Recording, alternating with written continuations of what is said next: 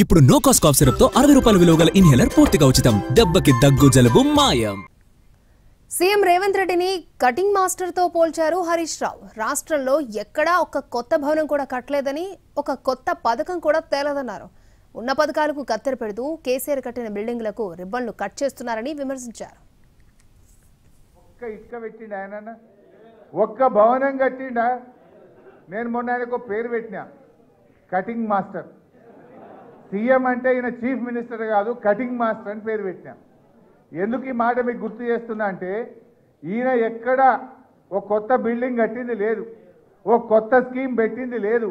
ఉన్న కేసీఆర్ టైంలో కట్టిన బిల్డింగ్లకు పోయి రిబ్బన్ కత్తిరించుడు, కేసీఆర్ గారు పెట్టిన మంచి పథకాలకు కత్తెర పెట్టుడు.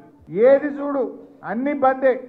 పిల్లలు చదువుకుంటే ఫీజు రియంబర్స్మెంట్ రావాలి, అది బంద్ అయిపోయింది.